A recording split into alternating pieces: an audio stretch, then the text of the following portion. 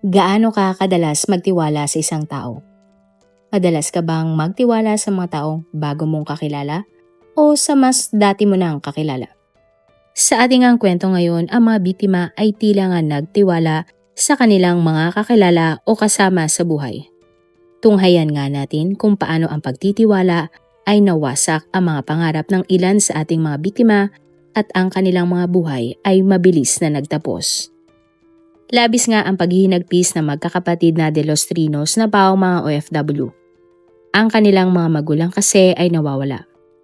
At makalipas ang 5 araw, natagpuan na lamang ang mag-asawa na karumal-dumal na ang sinapit at sila ay nakitang nakapaloob sa mga sako. Sa ating ang kwento ngayon, ating talakayin ang viral na storya ng mag-asawang De Los Trinos na natagpuan sa magkahiwalay na lugar. March 11, 2026, napansin nga ng isang residente ng Barangay Cabo, Cabanatuan City, Nueva Ecija, ang isang dilaw na sako na palutang-lutang sa isang irrigation canal. Bukod doon, may mabahong amoy na din na nagmumula sa nasabing sako. Dahil dito, labis nga na nabagabag ang mga residente nang napansin nila na tila may paa sa loob ng sako. Agad nga nilang inalerto ang kanilang barangay tungkol sa misteryosong sako na nakita. Agad namang nagpadala ang mga kawani ng barangay ng mga tauhan na nag-ahon nga ng mga sako sa irrigation canal. Matapos may ahon ang mga nasabing sako, nagpulasan ang mga tao sa paligid dahil mas lumakas ang masangsang na amoy na nagmumula sa sako. At nang buksan na nila ang mga sako, tumambad sa mga tao ang isang labi ng babae. Bakas nga sa labi na ilang araw na itong wala ng buhay. Ang barangay naman ay agad na tumawag ng mga pulis para imbestigahan ang karumal-dumal na nangyaring krimen. At nang dumating nga ang mga pulis sa lugar, sa kanilang pag-iimbestiga, nalaman nilang na hindi ito ang unang pagkakataon na may na-recover na labi ng isang tao na nakapaloob sa isang sako. Sapagkat ng March 9, 2026, sa irrigation canal sa Palaya City, natagpuan din ang kahinahinalang sakong dilaw. Agad nga na iniahon ng mga residente ang sako at natagpuan naman sa loob nito ang isang labi ng lalaki. Dahil dito, napagtanto nga ng mga pulis na baka iisang tao lamang ang nasa likod ng pagpatay at sa kahindik-hindik na nangyaring krimen. Hanggang sa kalaunan, nagulat na lamang ang lahat nang napag-alaman na ang babae at ang lalaking biktima ay mag-asawa pala. Kalaunan nga, ang mga pulis ay agad na kinontak ang pamilya ng mag-asawa. At ang biktima nga ay kalaunan ay formal nang kinilala ng kanilang mga kamag-anak. Ang lalaking biktima ay kinilalang si Romeo De Los Trinos, 65 years old na isang magsasaka, at ang babaeng biktima na kanyang asawa ay si Melo De Los Trinos, 55 years old. Ang mag-asawa ay residente ng General Natividad, Nueva Ecija. Magkasabay nga na bumuo ng pangarap sina Romeo at Meli para sa kanilang mga kamag-anak. Kaya kahit mahirap ang buhay, nagsumikap ang mag-asawa para makapag-aral ng lahat ng kanilang mga kaanak. Sa mga larawan nga online, makikita ang closeness na mag-asawa sa kanilang mga anak. Kalaunan, nagbunga naman ang mga paghihirap ng mag-asawa dahil karamihan sa kanilang mga anak ay nagtatrabaho abroad. Nangako nga ang lahat ng mga anak ni na Romeo at Mary na sila ay magsisikap mag-abroad para mabigyan ang kanilang mga magulang ng magandang buhay. Sa tuwing uuwi nga ang mga anak ni na Romeo at Mary, palagi silang nagbabanding kasama ang mga apo na mag-asawa. Kilala nga sa komunidad ang mag-asawa bilang mapagbigay at napakabait na mga tao. Madalas ding hinga ng tulong ng kanilang mga kapitbahay sina Romeo at Mary. At kahit na walang-wala na ang mag-asawa at kapos sa pera, kapag may umuutang sa kanilang kapitbahay, pinapahiram nila ito ng pera. At bukod nga sa pagsasaka, nagbebenta din ang mag-asawa ng iba't ibang alagang hayop tulad ng baka, baboy at iba pa. Tahimik ding namumuhay ang mag-asawa at ni minsan ay wala silang nakakaaway. At dahil malayo nga ang mga anak ni na Romeo at Meli sa kanilang piling, palagi nilang kausap ang mga ito sa video call. Sabik na sabik nga ang mag-asawa tuwing nakakausap ang kanilang mga anak na nasa malalayong lugar at bansa. Kaya naman ng March 5 ng gabi, nang nagtaka ang anak ni na Romeo at Meli na si Romnick kung bakit hindi sumasagot sa kanyang tawag ang kanyang mga magulang. At kinabukasan March 6, 2026, tinawagan naman ni Romnick ang caretaker na siyang tanging kasama ng kanyang mga magulang sa bahay. Ayon sa caretaker, umalis sina Romeo at Melly sakay ng kanilang kolong-kolong o improvised tricycle na service na mag-asawa sa tuwing sila ay aalis ng kanilang tahanan. Nagpaalam umano ang mag-asawa na pupunta sila sa Disalag, Aurora. At makalipas ang ilang oras, ang iba pang mga anak ni na Romeo at Melly ay tumawag sa kanila ngunit hindi pa din sumasagot ang mag-asawa. Kaya naman dito na nagsimulang mag-alala ang mga anak ni na Romeo at Melly. Lalo pa nga silang nabahala dahil hindi na din nila makontak ang caretaker sa bahay ni na Romeo at Melly. At kalaunan, nagdesisyon na nga ang mga anak ni na Romeo at Melly na mag-post sa Facebook para manawagan sa pagkawala ng mag-asawa. Paulit-ulit nga na tinawagan si na Romeo at Melly ng kanilang mga anak at iba pang mga kamag-anak, ngunit hindi pa din sumasagot ang mag-asawa sa kanilang mga tawag kahit na isang beses. Makalipas naman ang 5 araw, nang natanggap na lamang ng mga anak ni Romeo at Melly ang masamang balita, kung saan ang mag-asawa ay natagpuan ng wala ng buhay at parehong isinilid sa loob ng isang sako.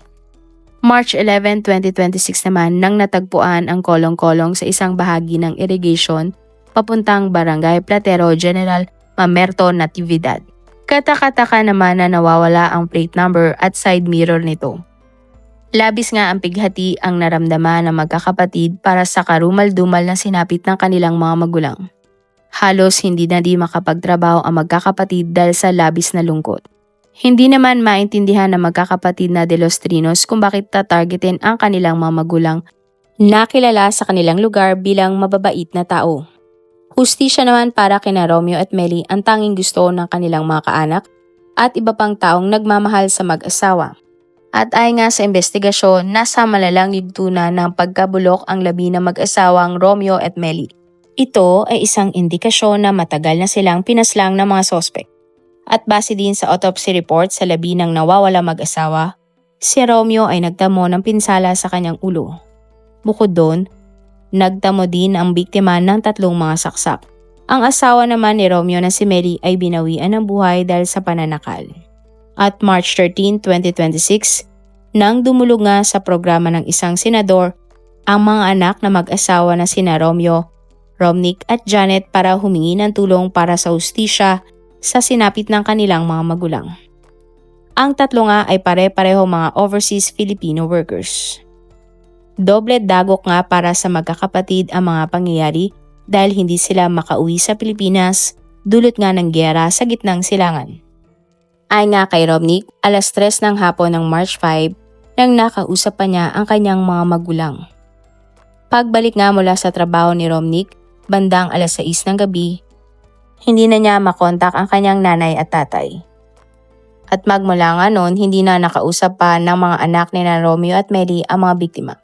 Ang tangi lamang nakakausap ni Romnick ay ang caretaker na mag-asawa kung saan sinabi nitong umalis ang mga biktima sakay ng kanilang kolong-kolong.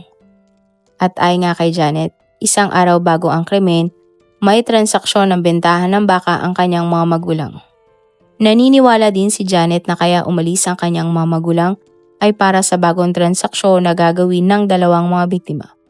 Nakausap naman sa nasabing programa ang pulis na may hawak ng kaso. At ay nga sa General Natividad Municipal Police Station, meron silang 4 na sospek sa pagkamatay ni na Romeo at Melly. Pero tikom ang kanilang mga bibig sa mga detalye kung sino nga ba ang sospek sa nangyaring krimen para hindi makompromiso ang kanilang investigasyon. Sinabi pa nila na may isang taong sumuko at ibinahagi nga ang nalalaman niya tungkol sa pagkamatay ng mag-asawa. Ayon pa sa mga pulis, ikinoconsider na nila ang sumuko na isa sa mga 4 na sospek.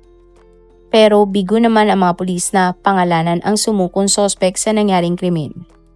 Idineklara naman ng mga pulis na case clear na ang kaso sa pagpatay sa mag-asawang Romeo at Melly base sa mga ebidensya laban sa mga itinuturi nilang sospek. At para naman sa motibo sa pagpatay sa mag-asawa, personal na galit ang naging rason kung bakit pinaslang ang mag-asawa. Sa social media naman, sinasabi ng mga netizen na ang sumukong sospek ay ang caretaker mismo na sina Romeo at Melly na tanging kasama na mag-asawa sa kanilang bahay. At habang ginagawa nga ang vlog na ito, nagpapatuloy pa din ang investigasyon ng kaso. Malaki ang posibilidad na madaragdagan pa ang impormasyon tungkol sa brutal na sinapit na mag-asawa na sina Romeo at Melly de los Trinos. Pero kung ikaw ang tatanungin, ano kaya ang naging motibo ng mga suspect sa nangyaring pagpatay? Posible kaya na may kinalaman ang pagbebenta ng mag-asawa sa alaga nilang baka? At posible na pera ang naging dahilan? O ito ay isang pagpatay dahil sa sobrang galit sa mga biktima? Para naman sa ating pangalawang kwento, tayo ay magtungo sa East Java, Indonesia. Sa East Java nagmula ang mag-live-in partner na sina Rosie Hefi Septania, 25 years old o tawagin na lang nating Rose. At ang kanyang partner nga ay kinilalang si Gilang Papuan, 26 years old o tawagin na lang nating Gab. 20 years old pa lamang sina Rose at Gab nang sila ay magkakilala sa factory kung saan sila nagtatrabahong pareho. Ang dalawa nga ay parehong adventurous at mahilig sa outdoor activities. Magkasundo din ang ugali na magkasintahan kaya naman tumagal ang kanilang relasyon. Subalit tulad ng ibang pagsasama, nagkakaroon din ng mga suliranin sina Rose at Gab. Kasama na dyan ay ang problemang pinansyal at selos. Pero lahat ng ito ay nalalampasan naman ng magkasintahan. Ngunit isa nga sa pinakamamabigat na pinagdaanan ni Rose at Gab ay ang pagkawala ng kanilang mga anak.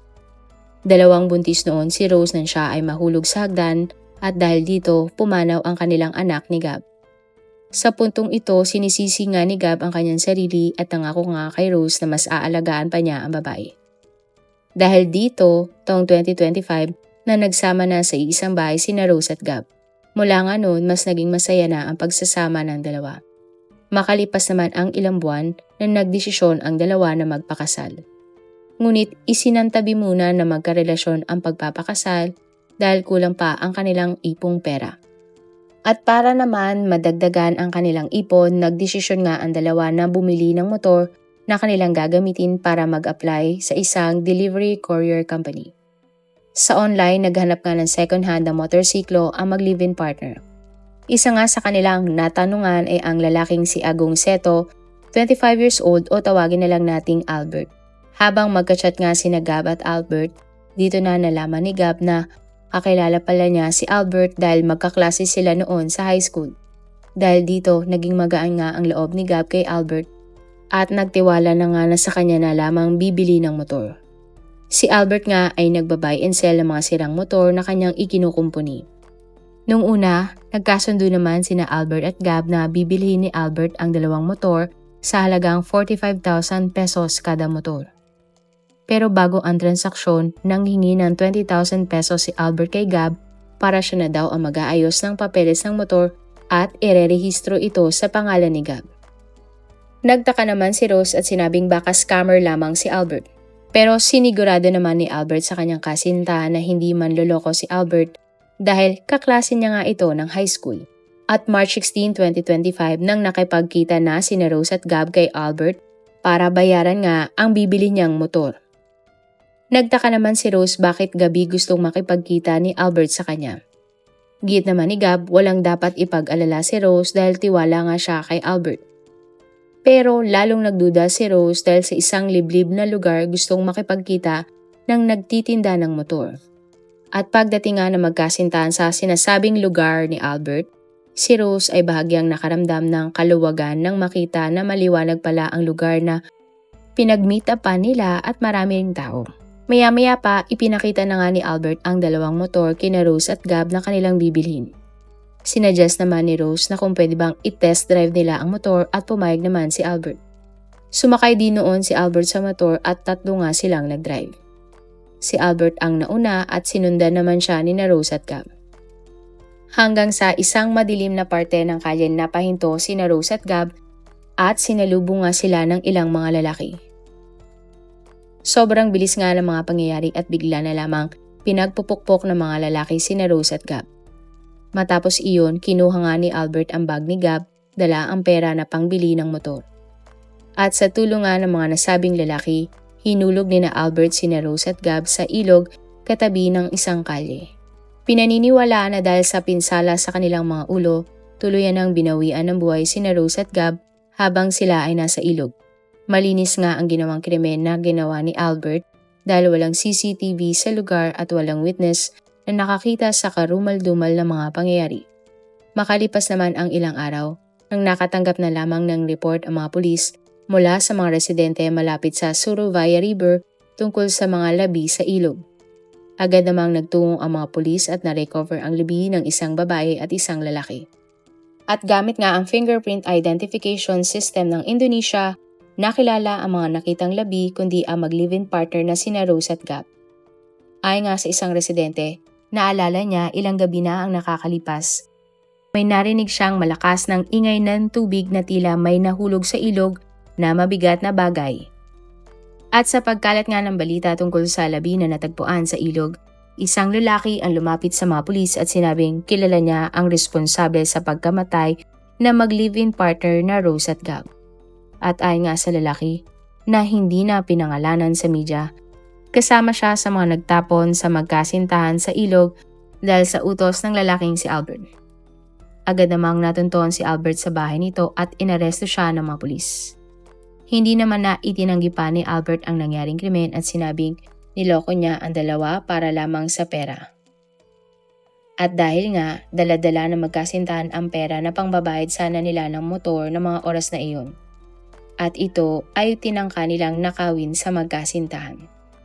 At kalaunan kinasuhan ng 2 count ng murder at theft si Albert. Sa ngayon ay nakakulong pa din si Albert habang nag-aantay ng hatol para sa pagpatay niya sa magkarelasyon na sina Rose at Gab. Marami pong salamat sa inyong panonood. Meron ba kayong mga kwento na gusto nyong i-share sa ating mga manonood? O kung may personal po kayong kwento na gusto nyong i-feature sa ating channel, i-comment down below nyo lang ang inyong mga suggestions.